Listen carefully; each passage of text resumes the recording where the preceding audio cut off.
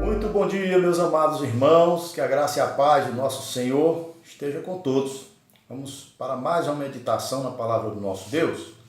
Livro de Gênesis, capítulo 35, versículos de 1 ao 7, diz assim: Disse Deus a Jacó: Levanta-te, sobe a Betel e habita ali. Faze ali um altar ao Deus que te apareceu quando fugias da presença de Esaú, teu irmão. Então disse Jacó à sua família e a todos os que com ele estavam: Lançai fora os deuses estranhos que há no vosso meio, purificai-vos e mudai as vossas vestes. Levantemo-nos e subamos a Betel. Farei ali um altar ao Deus que me respondeu no dia da minha angústia e me acompanhou no caminho por onde andei. Então deram a Jacó todos os deuses estrangeiros que tinham em mãos e as argolas que lhes pendiam das orelhas, e Jacó os escondeu debaixo do carvalho que está junto a Siquém. E tendo eles partido, o terror de Deus invadiu as cidades que lhes eram circunvizinhas. E não perseguiram aos filhos de Jacó. Assim chegou Jacó à luz, chamada Betel, que está na terra de Canaã, ele e todo o povo que com ele estava. E edificou ali um altar, e ao lugar chamou El Betel, porque ali Deus se lhe revelou, quando fugia da presença de seu irmão. Amém. Vamos orar. Senhor nosso Deus, nosso Pai, te agradecemos por mais um dia de vida e rogamos ao Senhor que venha falar nesta manhã conosco, através da tua santa palavra, em nome de Jesus. Amém. Meus amados, quem não quer uma jornada feliz, vitoriosa e próspera na vida? É tudo que nós almejamos, né? A nossa trajetória aqui neste mundo. Jacó também almejava isso e ele buscou aquele que de fato pode promover isso, que é o Deus Todo-Poderoso. Nós conhecemos a história de Jacó. Se você não conhece, nós queremos aqui contextualizar um pouco, para que você possa entender, né? Jacó havia fugido do seu irmão Esaú pelo fato dele ter tanto usurpado o direito de primogenitura, como também a bênção de Isaac. Esta bênção representava, na verdade, tornar-se herdeiro das promessas feitas a Abraão e posteriormente a Isaac. E essas bênçãos, é claro, elas passaram agora a repousar sobre Jacó.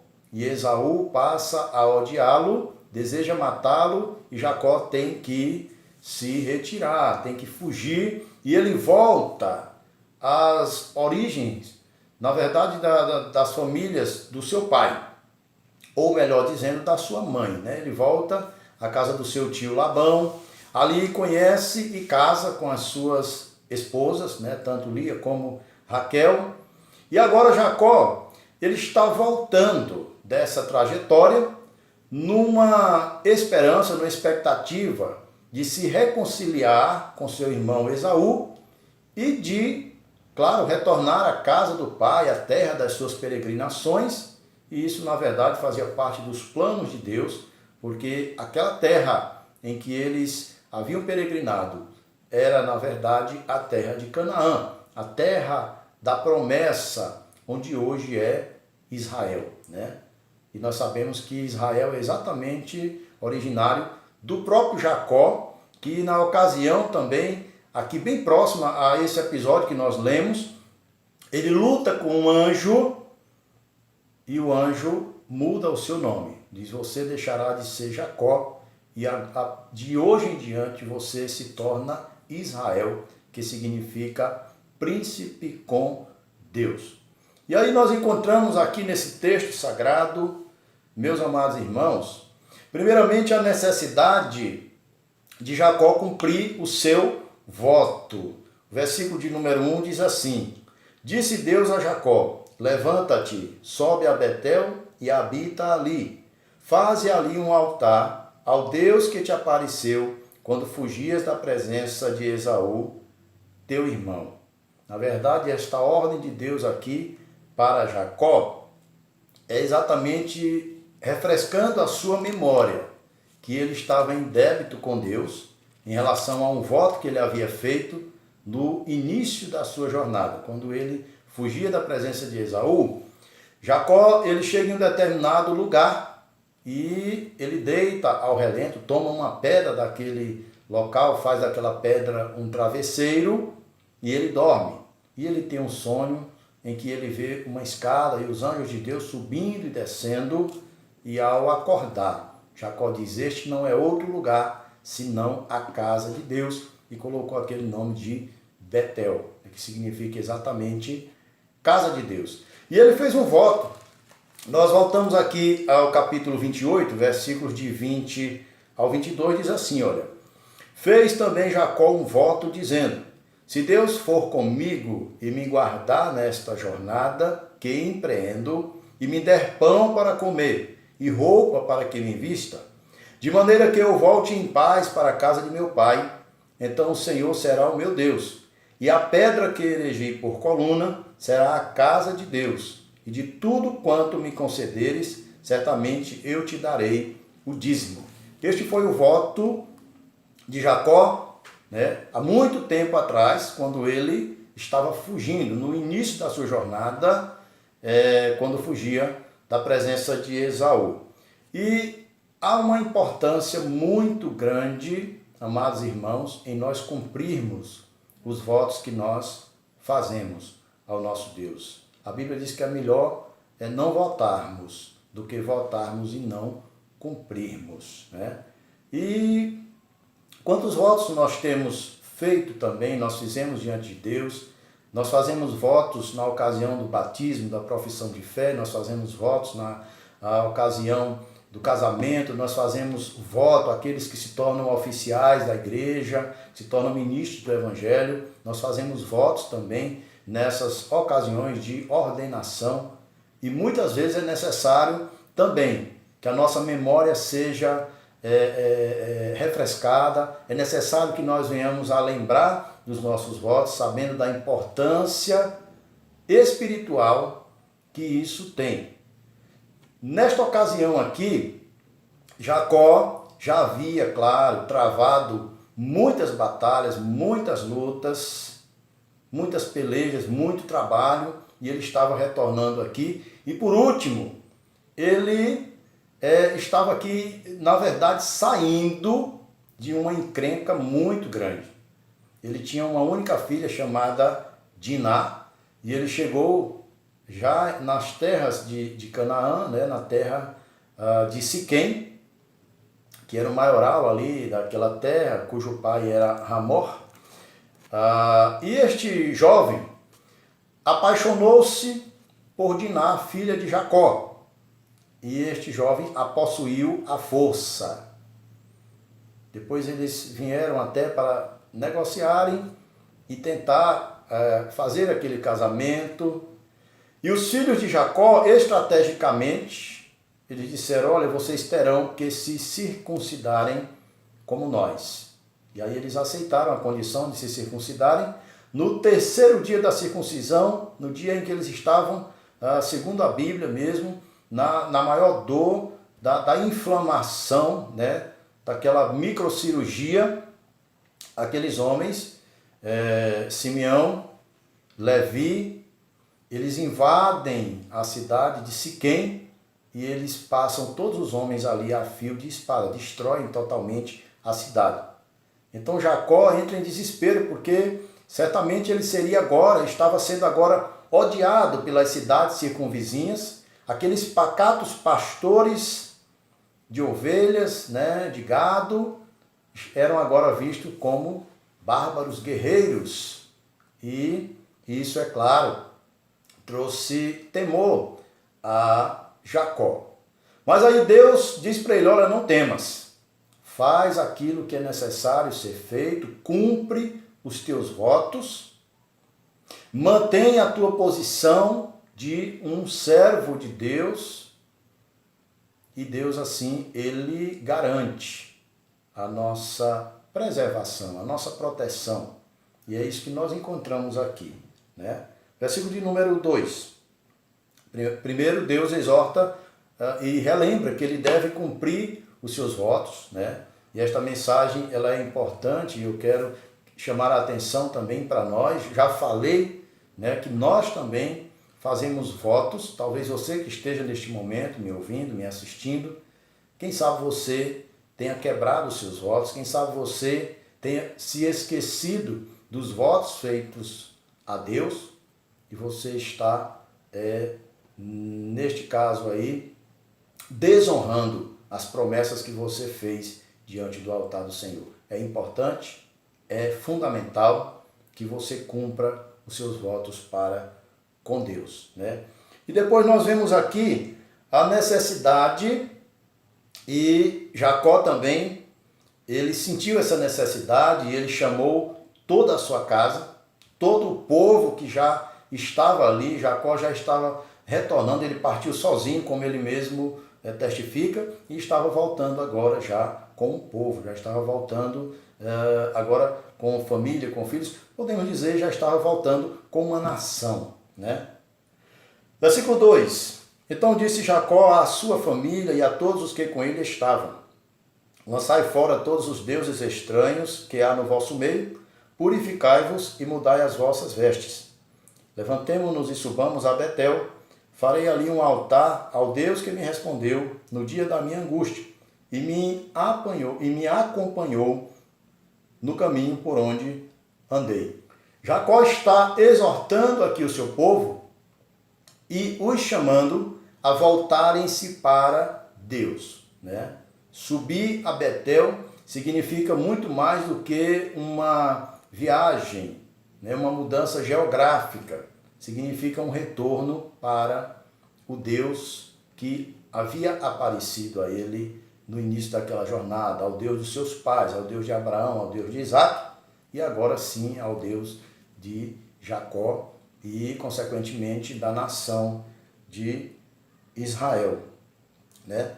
E para demonstrar uma conversão verdadeira, era necessário, e ainda é necessário, abdicar dos deuses estranhos, abrir mão, né, daquelas coisas que aos poucos vão adentrando em nossas vidas e vão tornando-se deuses, vão se alojando em nossos corações, em nossas mentes, vão se tornando prioridades, vão se tornando objetos de adoração em nossas vidas e vai tirando o nosso foco do Deus Todo-Poderoso. Por isso ele diz: lançai fora os deuses estranhos que há no vosso meio, purificai-vos e mudai as vossas vestes. Jacó partiu sozinho, um crente, né, em nosso Deus, mas ao longo da jornada, é claro, isso acontece conosco também, às vezes sorrateiramente, de forma sutil, o inimigo vai infiltrando algo aqui, algo ali, e de repente nós nos vemos, né, carregando, transportando deuses estranhos, né? No caso aqui, das pessoas que estavam com Jacó, da família de Jacó, eram literalmente amuletos, né, estatuetas de deuses pagãos, né? Embora ele conhecesse o Deus de Isaac, como ele faz referência algumas vezes, o Deus de Abraão, mas havia ali já havia ali aquela influência de uma civilização pagã, e as pessoas que foram se juntando a ele, certamente vieram pessoas, né, do meio do paganismo e influenciaram, e a essas alturas o povo de Deus aqui, representado por Jacó e a sua família, já estavam contaminados, né? E a gente vai ver isso acontecendo posteriormente em toda a trajetória do povo de Deus, né? Deus tendo que, de vez em quando, chamar o seu povo para uma purificação, para uma conversão que exigia lançar fora os deuses estranhos. Hoje não é diferente, meus amados irmãos. Nós precisamos também lançar fora os deuses estranhos da atualidade. Qualquer coisa que esteja se tornando prioridade na sua vida, tirando o seu foco de buscar a presença de Deus, que esteja atrapalhando a tua comunhão, com o Deus Todo-Poderoso é um ídolo e é um perigo na sua vida. Lance fora também. Essa é a ordem do Senhor. Levantemo-nos e subamos a Betel. Farei ali um altar ao Deus que me respondeu no dia da angústia e me acompanhou no caminho por onde andei.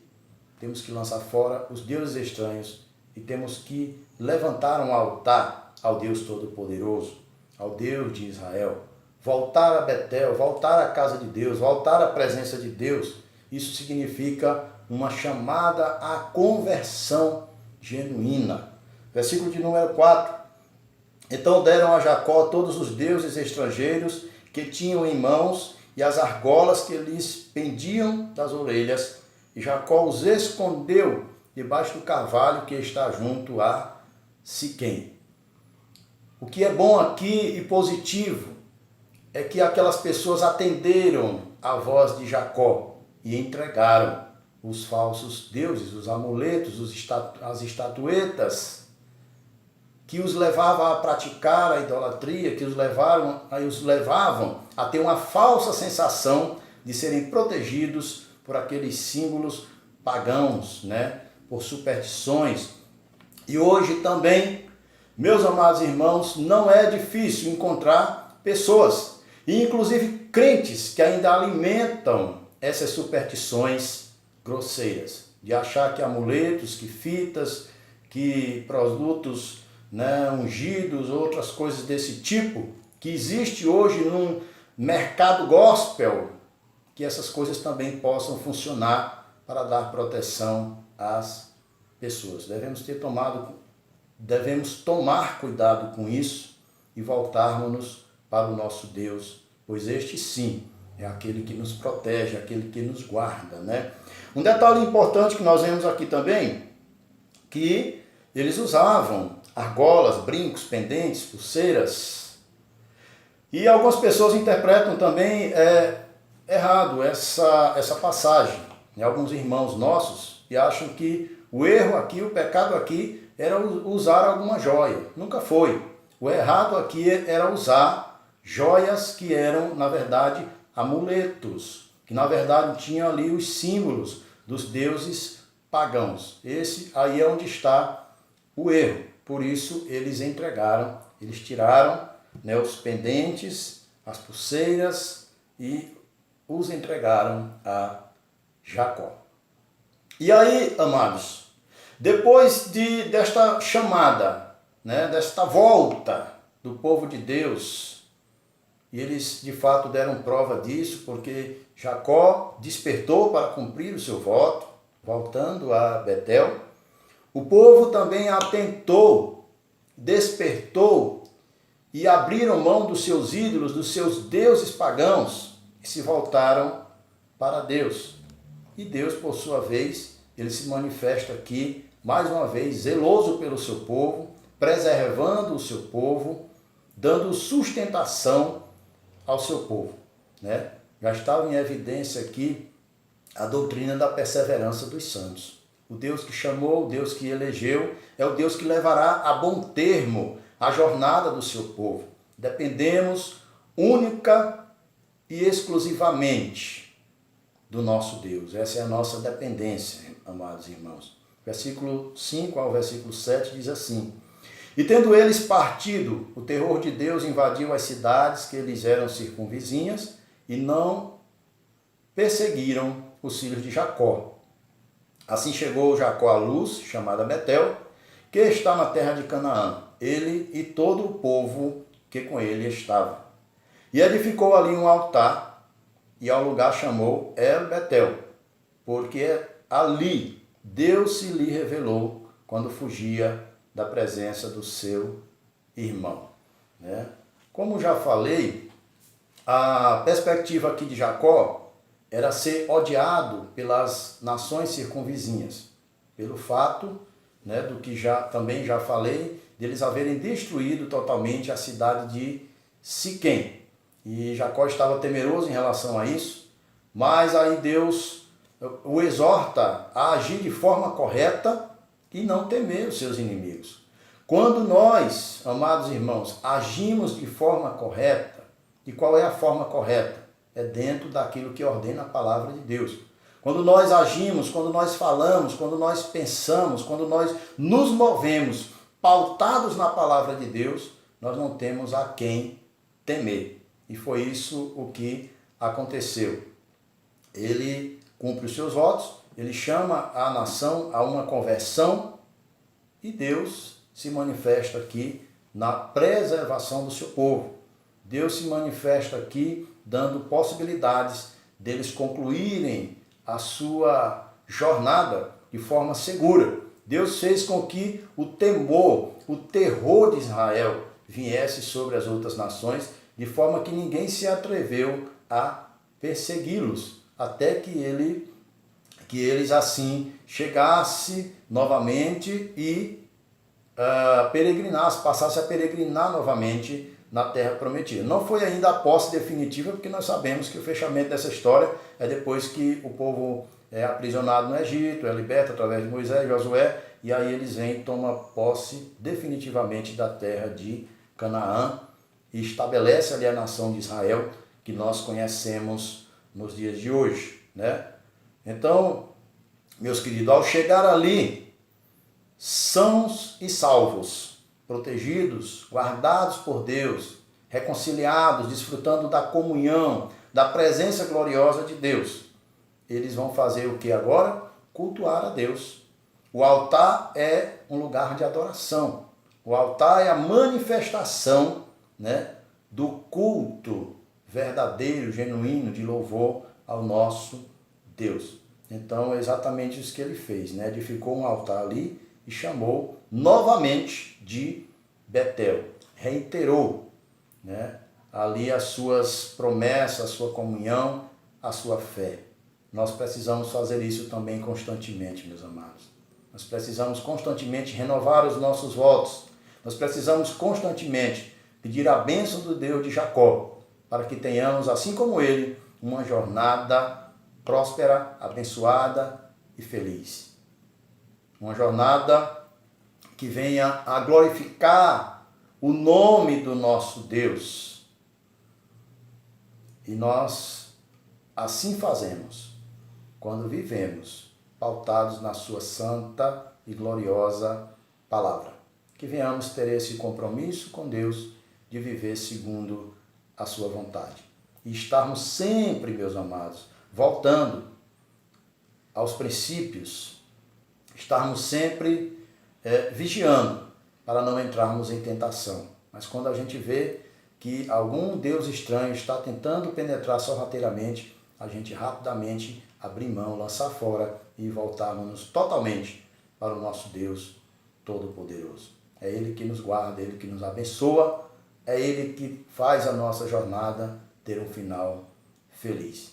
Esta é a palavra de Deus nesta manhã e que Ele possa nos abençoar a cada dia através de Jesus Cristo, seu Filho amado.